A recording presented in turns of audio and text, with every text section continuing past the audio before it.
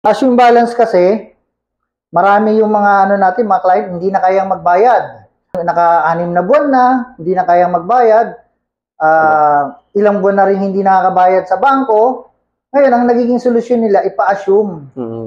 Ngayon, maraming nakaabang na buhaya sa ano, sa Facebook. Oo, parang Apple yan, no? Nakaabang lang yung mga yan. Pag nakikita na gustong magpasalo ng sasakyan, ang dami nang tatawag sa inyo. So, ito ngayon ang problema, no? Halimbawa, nakapili kayo, pinasalo nyo doon sa tao. Kasi ganun pa rin ang magiging, ano nito ang sistema, parang approval for sale. Yung mga yan, ahente yung mga nag-aabang na yan, ipapasalo uli yung sasakyan mo. So, ito, problema rin ito ng mga nagpa-assume at problema rin ng mga nag-a-assume. So, paano uli kung na-disgrasya?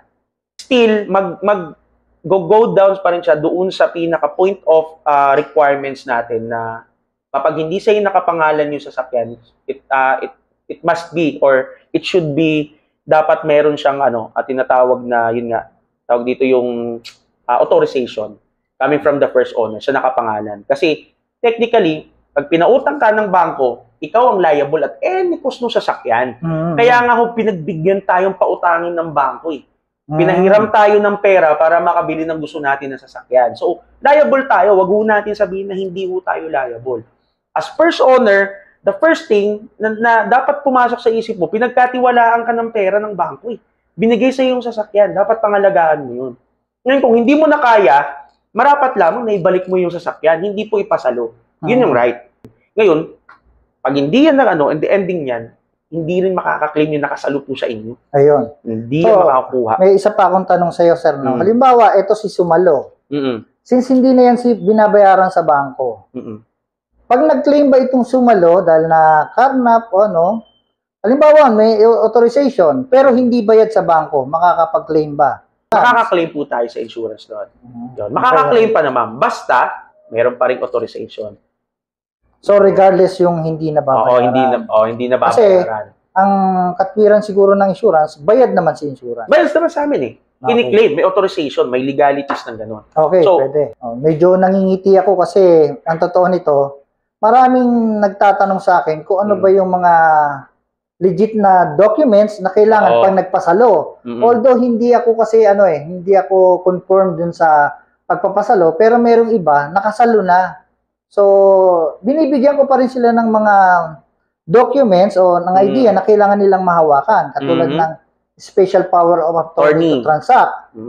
So, ngayon, parang kulang pa pala ng isa. Yung authorization. Lahat po yung mga yon kailangan yung kunin. Kasi, pag mag-claim kayo, hahanapin din po yun. Hahanapin din po siya. Bakit? Sabi ko nga sa inyo, ang insurance, hindi po yan, hindi po yan wilty-wilty lang, yung parang bahala na. Iimbestigahan nila yung from the point kung bakit nasa iyo yung sasakyan. In the end of the day, mahuhuli din nila na naka-underloan pa yan. Bakit hindi mo dineclare na naka-underloan yan? Mahuhuli nila. Tapos ang reason, ba't ang tagal? Natural ho. Ito marami ho yan. Ba't ang tagal ng claim? Dahil nga po yung investigation. Hindi na alam po nila yan. Kaya sabi ko sa inyo, lalo na yung mga nandito sa yung mga nakakuha na, ingatan nyo ho ninyo. Tingnan nyo ho ninyo lahat po ng papel. Kasi in the end of the day, hanapin yan. Nalaman po namin na naka-underloan po itong sasakyan, nahuli po namin dahil hinanap po namin yung ORCR original. So, hindi na-declare? Hindi na-declare. Sinabi nyo lang, meron lang kayong papel na agreement, ganyan, bla bla bla.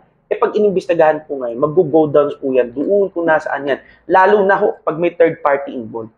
Third party involved. Ikaw ho, nakasalo, nakabangga ka. Yung binangga mo, natural, magpo-police report po kayo. Ayan na, magkakanda halong-halungkat po yan. Maniwala po kayo sa hindi, malalaman at din of the day na sinalo mo yan. So, hahanapin po yan. Memorandum of Agreement, deed of assumption, lahat po yun hahanapin. At nasaan yung original ORCR? Ayun. So, isa pa palang problema natin, kung nakabangga ka. Diba? Kasi, imbestigahan mo yun eh. Kaya nga sabi ko, hindi siya madali na transaction po itong mga pasalo. Medyo critical. Kaya hindi niyo po kayo pwedeng magsinungaling pa na or magbigay pa po ng ibang impormasyon na hindi totoo. Kasi mahuhuli. O, di-denial po yung pag nalaman na, may bangko po yan. Ako, O, napakahirap. pag tinawagan yung bangko, hinahatak na nga namin yan, patay. So kung buyer in good faith ka pala, nakabili ka ng pasalo, medyo masalimuot yung pagdadaanan mo Masalimuot pagka nag-claim ka ng Insurance. Not unless, if all of the requirements needed by the insurance is provided. And Yun. pag hinanap yung first owner at si first owner at ikaw na nakabili, nakakapag-usap pa, Yun. walang problema. Okay Pwede. po tayo doon. Pero pag hindi, magtaka na ho kayo. Yun. The usual, yung ibang first owner, nawawala. Noon, wala na talaga. At Hindi na yung- makita. Oo.